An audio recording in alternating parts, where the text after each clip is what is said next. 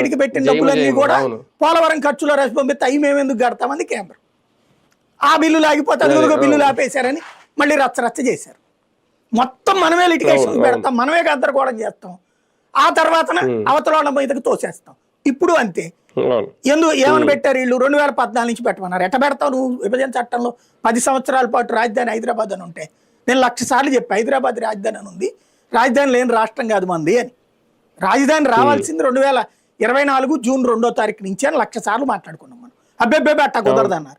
అట్లాగే మనం ఇంత ముందు చెప్పాం అమరావతికి నోటిఫై కాలేదురా నాయన అంటే నోటిఫై అయ్యింది ఇదిగో అని చెప్పేసి పాపం కొంతమంది మహా జర్నలిస్టులు కూడా మన పేరు మన మీద వీడియోలు చేశారు దాని మీద. మహా జర్నలిస్టులు. నాకు అది ఆశ్చర్యం వేస్తుంది. ఇప్పుడు మరి వాళ్ళు చెప్పాలి దీనికి సమాధానం. మనల్ని దెడతా పెట్టినటువంటి మహానుభావులు మరి ఇప్పుడు ఎందుకు వస్తుంది ఇంకా నోటిఫై కాలేదని ఎందుకు రాస్తున్నారు వీళ్ళు? చట్టబద్ధత వేరు, ఊరికి కేర్ ఆఫ్ అడ్రస్ వేరు. ఒక ఊరు కింద ఫామ్ అవ్వాలన్నది కూడా తెలియనోడు జర్నలిస్టు. మన దరిద్రం అది. వాళ్ళు మేధావుల కింద గుర్తించబడుతుంటారు, మహా పదవుల్లో కూడా ఉంటుంటారు.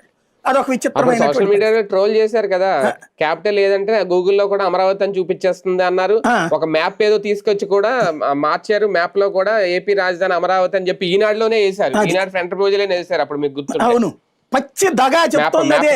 24 గంటలు ఆంధ్ర ప్రజలను మోసం చేస్తూనే ఉంటారు. మన కర్మ ఏంటంటే మన జనం